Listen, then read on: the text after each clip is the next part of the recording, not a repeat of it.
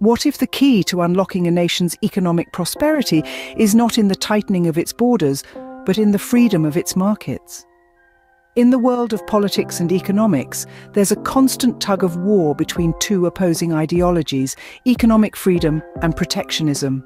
As we dive into the heart of this debate, it's essential to understand what each of these terms means. Economic freedom refers to the liberty of individuals and businesses to operate, compete and prosper with minimal government interference. On the other side of the coin, protectionism is a policy that shields a country's industries from foreign competition, often through the use of tariffs, quotas and other trade barriers. The Republican presidential is proposing a suite of economic freedoms that, on the surface, could offer significant potential gains.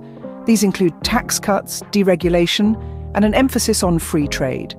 By reducing the tax burden on businesses, the theory suggests that companies will have more capital to invest in growth, innovation and job creation. Deregulation, meanwhile, could cut red tape and allow businesses to operate more efficiently.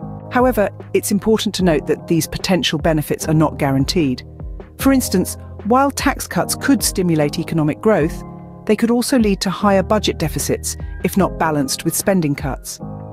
Deregulation, too, could lead to negative consequences if it results in businesses cutting corners on safety or environmental standards.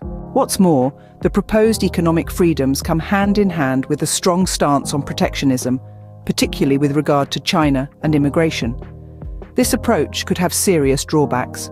Erecting trade barriers with China could lead to a tit-for-tat trade war, resulting in higher prices for consumers and potential job losses in industries that rely on trade with China.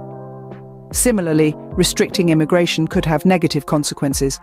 Immigrants contribute significantly to the economy, both as consumers and as workers. They fill vital roles in sectors ranging from healthcare to technology, often taking on jobs that native-born citizens are unwilling or unable to do.